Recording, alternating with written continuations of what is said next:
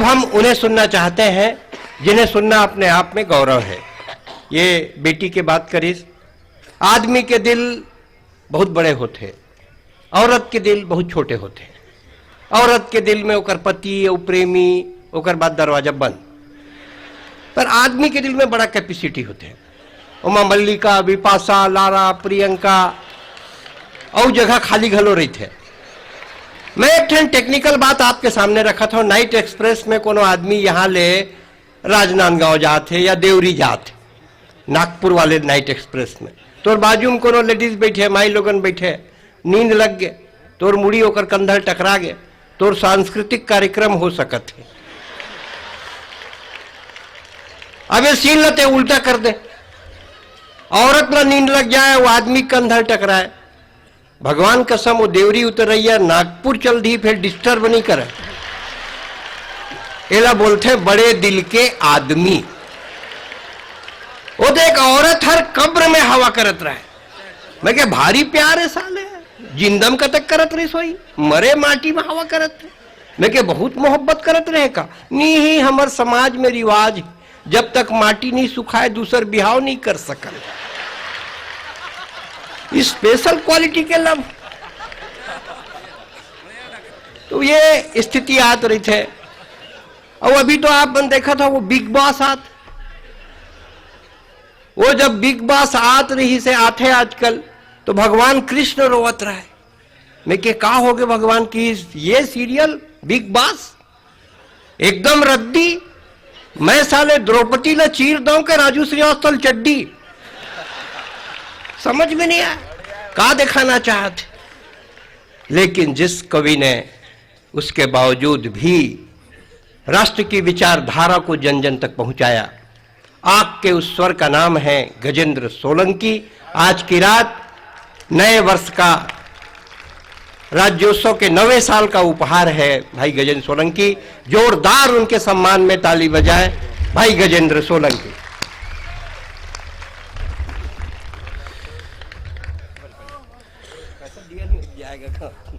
मंच को प्रणाम करता हूं और एक दो लोग जो उठ के जा रहे हैं, मैं ज्यादा कुछ नहीं कह सकता। अगर जो बिना कविता सुने जाएंगे तो रात को उनको बुरे बुरे सपने आएंगे, और सपने में मैं भी आ सकता हूं। सपने में दुबे जी नजर आएंगे। जोगी जी ने बेटियों के ऊपर बहुत अच्छी रचना पढ़ी। लग रहा था कि जैसे बेटियां ही सब कुछ होती हैं, बेटे तो बाढ़ में ही बह के आ गए। अच्छा, मैं ये पूछना चाहता हूं जोगी जी, जब बेटियां सास बन जाती हैं तब क्या हो जाता है इनको? वो प्रश्न आया परीक्षा में कि भगवान राम को तो 14 साल का वनवास हुआ था, उनको तो जाना ही था वनवास में, लेकिन सीता जी साथ में क्यों चली गई? तो एक बच्ची ने बड़ा अच्छा उत्तर लिखा। उसने लिखा कि सीता जी के वनवास जाने में बहुत बड़ी सीख है, अगर घर में 3-3 सास हो तो फिर जंगल ही ठीक है। तो हम जानते हैं कि बेटियों की क्या स्थिति है।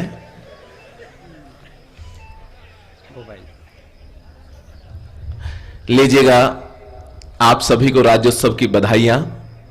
और भाई साहब बैठ जाओ, मोहल्ला पड़ोस क्या ढूंढना है, कहीं भी बैठ जाओ। मैं एक दो छंद पढ़ता हूं।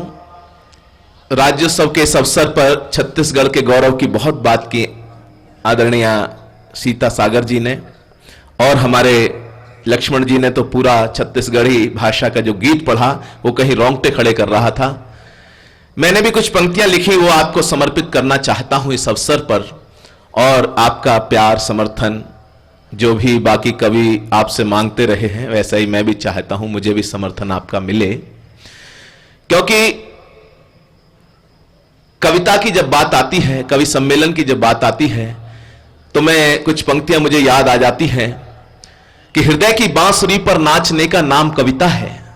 हृदय की बांसुरी पर नाचने का नाम कविता है, शब्दों को सुरों में ढालने का नाम कविता है। और वक्त रहता है जिसकी आंख में मोती सदा बनकर, उसी मोती को मन से बांधने का नाम कविता है। उसी मोती को मन से बांधने का।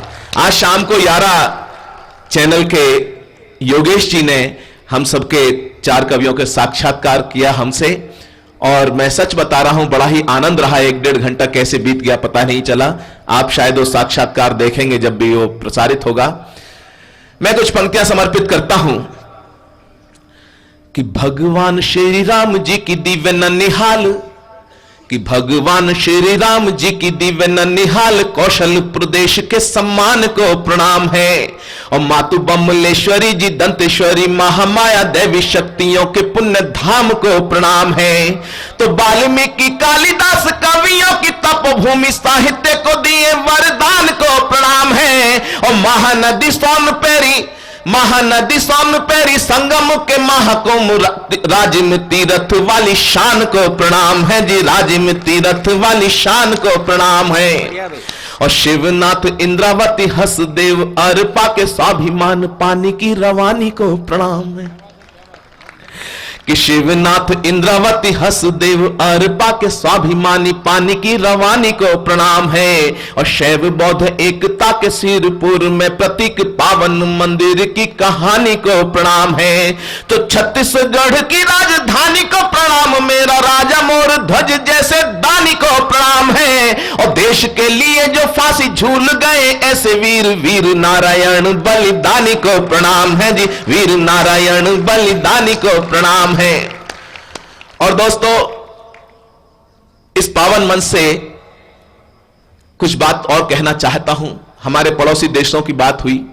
चाइना निरंतर हमको कहीं ना कहीं हमारी ओर बढ़ता चला आ रहा है। मैंने 2 छंद लिखे हैं, अगर आपके मन तक पहुंच जाए तो बिल्कुल ताजा छंद है। ऐसे ताजा समझ लीजिए जैसे भाप निकल रही हो। पहली बार आपके मन से पढ़ रहा हूं। अगर आपने पास किया तो और अन्य स्थानों पर पढ़ूंगा। मैं तर्कपूर्ण बात कर रहा हूं और इतिहास भी उसमें से झांकता दिखाई देता है, वर्तमान भी झांकता दिखाई देता है। हाँ भाई। कि नगपति के विशाल हिम शिखरों के भाल मान सरोवर पे भी ड्रैगन का साया है। मेरे साथ यात्रा कीजिएगा, आपको मेरी बात अच्छी लगे तो समर्थन करें। कि नगपति के विशाल हिम शिखरों के भाल मान सरोवर पे भी ड्रैगन का साया है। और तिब्बत किया अधीन नेपाल में घुसा चीन, अरुण प्रदेश देख देख ललचाया है, अरुण प्रदेश देख देख ललचाया है। तो नियत में खोट जाली नीतियां विस्तार वाली साजिशों का खूनी खेल सीमा पे रचाया है। और हिंदी चीनी भाई भाई की देते दुहाई, दुष्ट चालबाज चीन चौखट पे चढ़ आया है जी, चालबाज चीन चौखट पे चढ़। लेकिन प्रतिकार क्या होना चाहिए? आज लगभग 2.5 लाख करोड़ का तो ऐसा बताते हैं आंकड़े कि 2.5 लाख करोड़ का व्यापार तो 1 नंबर में होता है चीन से, और लगभग 5 लाख से 6 लाख करोड़ का पैसा हिंदुस्तान का चाइना चला जाता है। तब मैं कहना चाहता हूं, अगर हमारे साथ इस प्रकार का बर्ताव किया जाएगा तो क्या आपकी तरफ से प्रतिक्रिया होनी चाहिए? कि शत्रुओं के हौसलों को पस्त करने के लिए शूर सैनिकों के हौसले बुलंद कीजिए। कि शत्रुओं के हौसलों को पस्त करने के लिए शूर सैनिकों के हौसले बुलंद कीजिए। और पाकिस्तानी चीनी चालबाजों का है गठजोड़, खूनी गठजोड़ टूटे ये प्रबंध कीजिए। तो चाइनीज गंदगी से भरे हैं बाजार सारे देश में, ये फैली दुर्गंध दूर कीजिए। बात समझ आया तो एक एक हाथ उठना चाहिए अंतिम पंक्तियों पे। कि चाइनीज गंदगी से भरे हैं बाजार सारे देश में, ये फैली दुर्गंध दूर कीजिए। और ड्रैगन को सबक सिखाने के लिए प्रथम चाइनीज माल का प्रयोग बंद कीजिए जी, चाइनीज। अच्छे अच्छे घुटनों पर आ जाएंगे। हिंदुस्तान दुनिया की सबसे बड़ी ताकत है। उपभोक्ता जो होता है दुनिया का व्यापार बाजारवाद का सबसे बड़ी ताकत होता है। हिंदुस्तान से बड़ी ताकत कोई नहीं है। बस हम अपनी शक्ति को पहचाने। हम अपने देश में क्यों नहीं पैदा कर सकते? कि चाइना बना सकता है तो हम क्यों नहीं बना सकते? हां भाई, लीजिएगा, एक रचना सुनाना चाहता हूं। उससे पहले कुछ 2-4 छंद में देशभक्ति के आपके समक्ष पढ़ता हूं। जब छत्तीसगढ़ के राज्योत्सव की बात आती है, देश धर्म संस्कृति की बात आती है, तो मैं उनको याद करना चाहता हूं जिनके कारण हम आजाद हैं।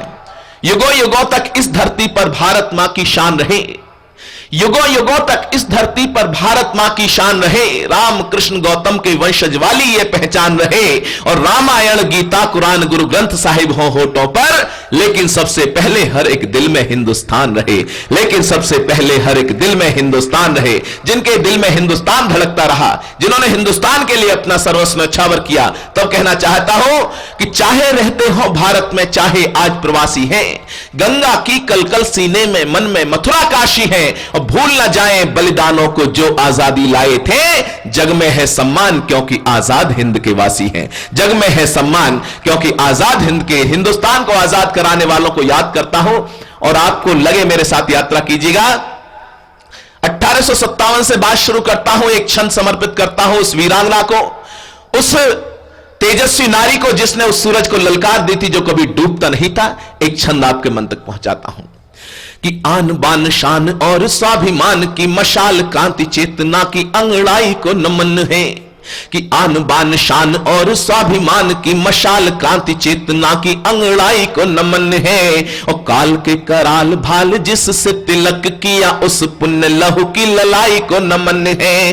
तो झांसी राजवंश की कमाई को नमन, और अमर स्वरों की शहनाई को नमन है, और चिड़िया की बाज से लड़ाई को नमन, रानी लक्ष्मीबाई शौर्य तरुणाई को नमन है जी, लक्ष्मीबाई शौर्य तरुणाई को नमन है।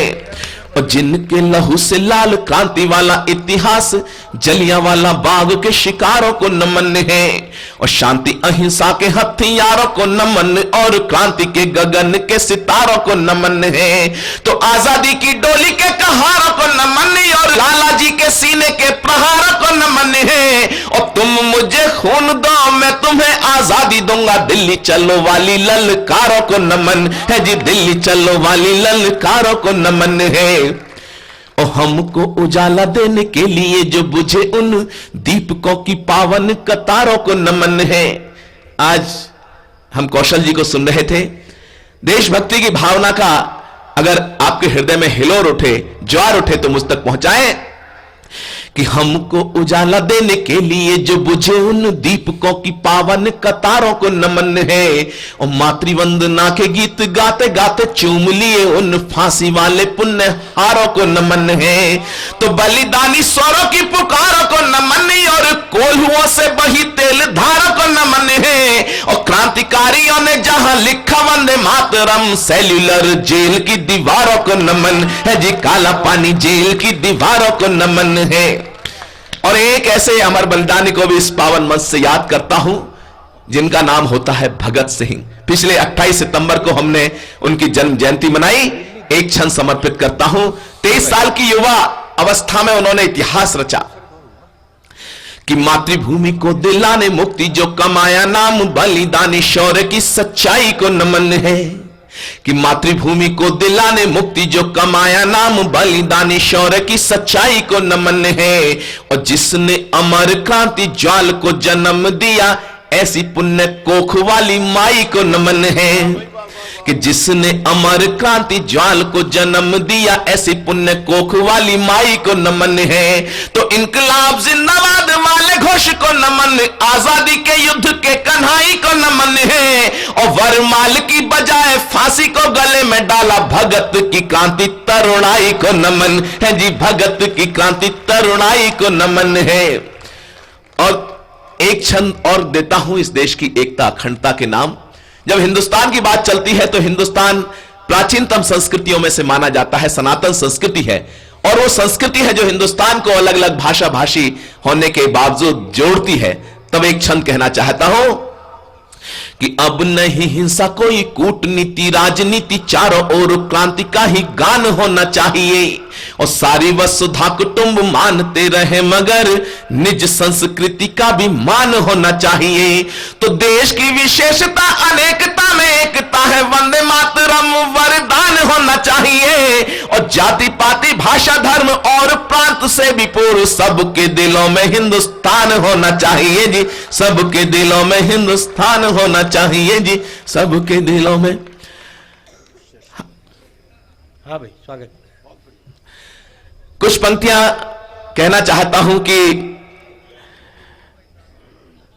भारत के परिंदों की जग में पहचान तो जिंदा है, भारत के परिंदों की जग में पहचान तो जिंदा है, और रहे कहीं भी दिल में हिंदुस्तान तो जिंदा है।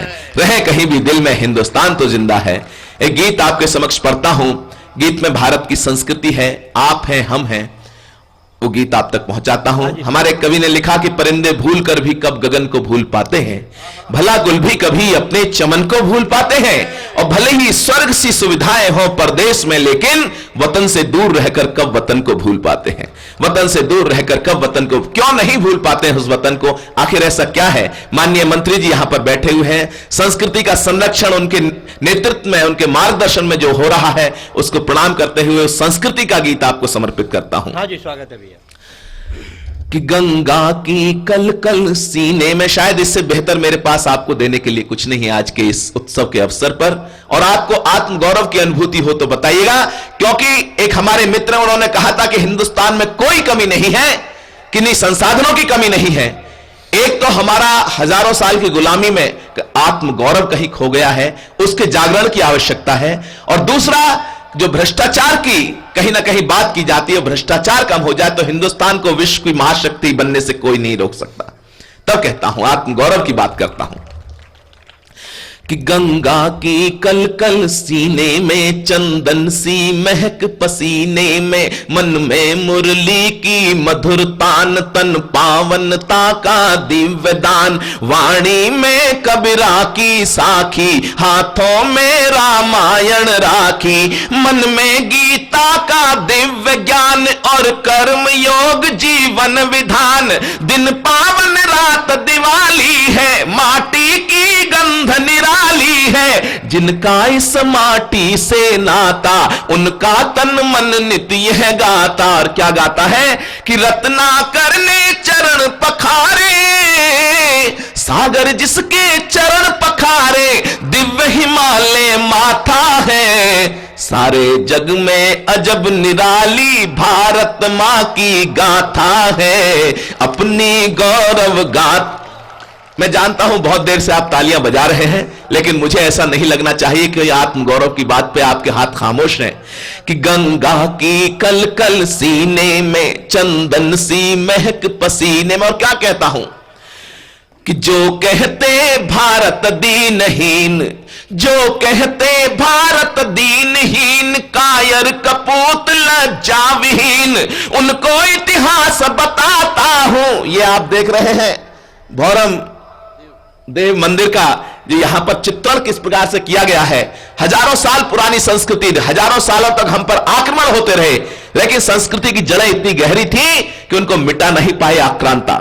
तब कहना चाहता हूं, दुनिया के उन लोगों तक बताना चाहता हूं, अगर कोई आपसे पूछे कि हिंदुस्तान महान क्यों है, तो आप बता सकते हैं, जवाब दे सकते हैं कि जो कहते भारत दीनहीन, कायर कपूत लज्जाविहीन, उनको इतिहास बताता हूं, गौरव झांकी दिखलाता हूं। जब जग पर थे तमके साए, पूरी दुनिया में अंधकार था तो भारत ने क्या दिया कि जब जग पर थे तमके साए, हमने प्रकाश के गुण गाए, हमने किरणों के गुण गाए। जब तत्व ज्ञान को पहचाना, जग ने भी विश्व गुरु माना। जब तत्व ज्ञान को पहचाना, जग ने भी विश्व गुरु माना। अध्यात्म दिया, विज्ञान दिया, माधव बन गीता ज्ञान दिया। हम अर्थशास्त्र के अन्वेषक, हम अर्थशास्त्र के अन्वेषक, ज्योतिषी योग के उद्घोषक। हमने ही शून्य का ज्ञान दिया और दिव्य वेद वरदान दिया। सागर मंथन पुरुषार्थ किया और योग क्षेम चरितार्थ किया। ऋषियों मुनियों के अनुगामी, नालंदा हो या तक्षशिला, मन को शिक्षा से दिया मिला। ऋषियों मुनियों के अनुगामी, मानवता के हम सहगामी। सेवा सत्कार समर्पण है, क्या है हिंदुस्तान की संस्कृति कि सेवा सत्कार समर्पण है, मानवता हित सब अर्पण है। और अंतिम पंक्तियां समर्पित करता हूं आत्मगौरव की, और एक एक व्यक्ति का समर्थन मिले कि सेवा सत्कार समर्पण है, मानवता हित सब अर्पण है। और जिसके आंचल में पलने को, जिसके आंचल में पलने को लेता जन्म विधाता है। सारे जग में अजब निराली भारत माँ की गाथा है, अपनी गौरव गाथा है, गंगा की कल कल सीने में चंदन। बहुत बहुत धन्यवाद। बहुत बहुत ये थे भाई गजेंद्र सोलंकी, जिन्होंने बहुत बढ़िया काव्य पाठ किया, श्रेष्ठ काव्य पाठ